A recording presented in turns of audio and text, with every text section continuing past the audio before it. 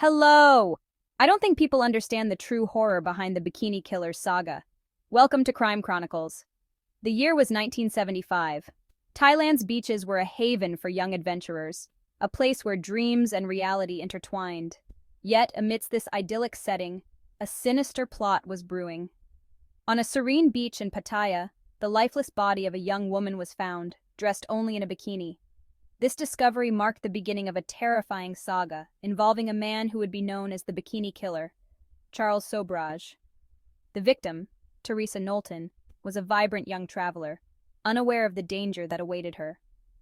As investigators delved into Teresa's murder, they uncovered a web of deceit, theft, and violence, all leading back to one man, Charles Sobhraj. Sobhraj's methods were chillingly calculated, from poisoned drinks to cold-blooded murder, leaving a trail of devastation across Southeast Asia. This calculated cruelty would become Sobhraj's horrifying trademark, forever etching his name in the annals of criminal history. Born in Saigon in 1944, Charles Sobhraj's early life was marked by instability and neglect. Abandoned by his father and facing indifference from his mother, he was shunted between relatives and orphanages, never experiencing the stability of a loving home. Even as a young boy, Sobhraj displayed a proclivity for deception and manipulation. Petty thefts and scams became commonplace, a prelude to the more sinister crimes that would come to define his adulthood. By the time he reached adulthood, Sobhraj was already well-versed in the art of deception, using his charisma and intellect to manipulate people for his own gain.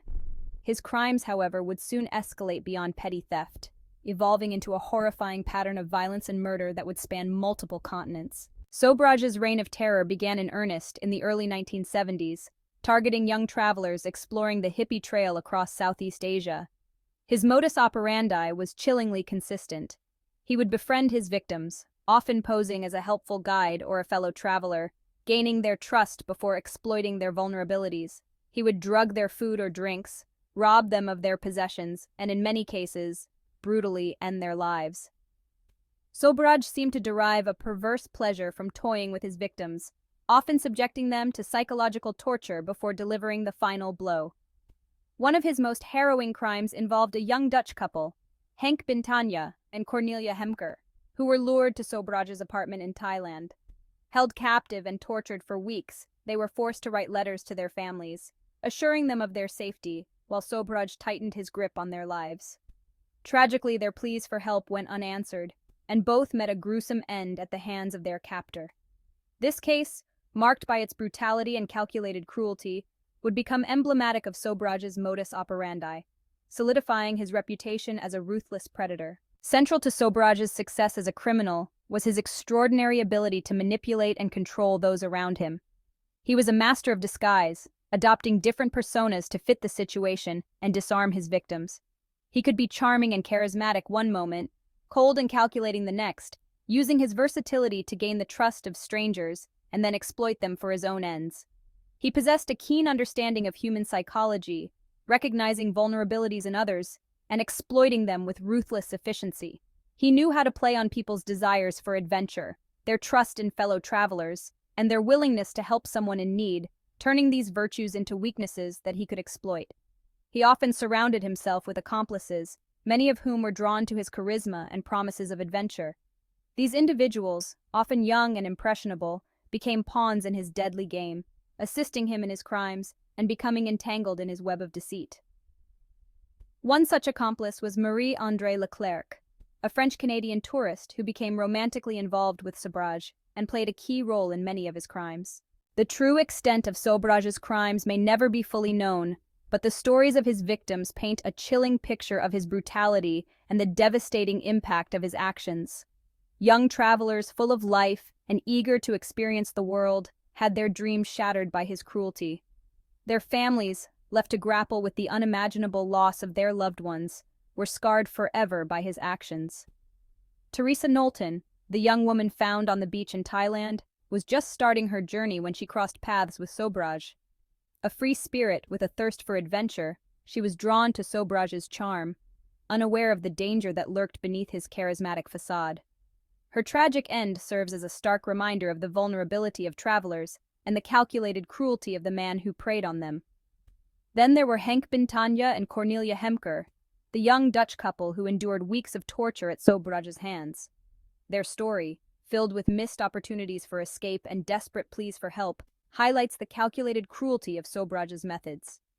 These victims, along with many others, represent the human cost of Sobhraj's reign of terror, their stolen futures a chilling reminder of the darkness that can lurk beneath the surface of paradise. Adding another layer of complexity to Sobhraj's story was his uncanny ability to evade capture. Time and again, he managed to slip through the fingers of law enforcement, using a combination of cunning, disguise, and sheer audacity to stay one step ahead of the authorities. His escapes became legendary, cementing his image as a cunning adversary who seemed to operate outside the bounds of conventional justice. One of his most daring escapes occurred in 1971 when he was arrested in India for a jewelry heist. Feigning a stomach ailment, he managed to drug the guards at the hospital where he was being held and make a run for it. This incident, marked by meticulous planning and audacious execution, became a testament to his resourcefulness and his ability to exploit any situation to his advantage. Sobhraj was a master of blending in, using his charm and linguistic skills to navigate different cultures and disappear into the crowds. He possessed an innate understanding of human behavior, recognizing opportunities for escape in seemingly ordinary situations. This combination of careful planning and instinctive cunning made him a formidable adversary for law enforcement agencies across the globe. Despite his numerous close calls, Sobhraj's luck eventually ran out. In 1976, he was apprehended in India after a botched attempt to drug a group of French tourists. This time, there would be no daring escape. Found guilty of multiple charges, including theft and murder, he was sentenced to 12 years in India's notorious Tihar jail. While behind bars, Sobhraj continued to manipulate and control those around him. He used his charisma and intelligence to curry favor with prison guards, securing special privileges, and even allegedly orchestrating criminal activities from within the prison walls. However, his imprisonment was short-lived. In a move that stunned authorities, Sobhraj escaped from Tihar jail in 1986, once again demonstrating his remarkable ability to exploit weaknesses in the system. He orchestrated a daring plan, drugging the guards during a staged birthday party, and walking out of the prison gates with an air of casual confidence. After escaping from Tihar jail, Sobhraj seemed to underestimate the long reach of the law and the determination of those who sought to bring him to justice. He resurfaced in Nepal, seemingly oblivious to the fact that he was walking into a trap. His return to Nepal, driven by a sense of arrogance and a belief in his own invincibility, would prove to be his undoing. Unbeknownst to Sobhraj, the authorities had been monitoring his movements, patiently waiting for him to make a mistake.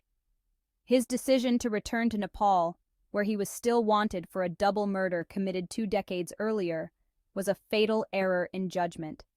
In a dramatic turn of events, Sobhraj was apprehended in a Kathmandu casino, the very place where he had once felt invincible. Understanding the motivations behind Charles Sobhraj's crimes requires delving into the complex and often disturbing psychology of a man who seemed to derive pleasure from inflicting pain and exerting control over others. Experts have attributed his behavior to a range of factors, including his troubled childhood, his narcissistic personality disorder, and his deep-seated need for power and control. Some argue that Sobhraj's early experiences of abandonment and neglect instilled in him a profound sense of insecurity and a deep-rooted resentment towards authority figures. This, they believe, manifested in a desire to manipulate and control others, to assert his dominance over those he perceived as weaker. Others point to his narcissistic personality disorder as a key driver of his criminal behavior. Sobhraj's inflated sense of self-importance, his lack of empathy for others, and his constant need for admiration fueled his belief that he was above the law. Whatever the root cause, there is no denying the chilling reality of his actions. Following his arrest in Nepal, Charles Sobhraj was convicted of murder and sentenced to life imprisonment. The man who had once seemed invincible, who had evaded justice for so long, was finally held accountable for his heinous crimes.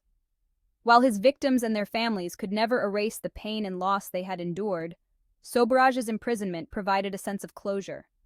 However, even behind bars, Sobhraj's story continued to captivate and disturb. He remained a subject of fascination for criminologists and true crime enthusiasts alike, his life and crimes inspiring books, documentaries, and even a popular Netflix series. The legacy of Charles Sobhraj serves as a chilling reminder of the dark side of human nature. His story underscores the importance of vigilance, the need to be wary of strangers, and the dangers of trusting too easily. While the world may never fully understand what drove Sobhraj to commit such horrific acts, his life and crime serve as a cautionary tale, a stark reminder that monsters can often hide in plain sight. Please like and share this video, and subscribe to our channel for more content. Let's go!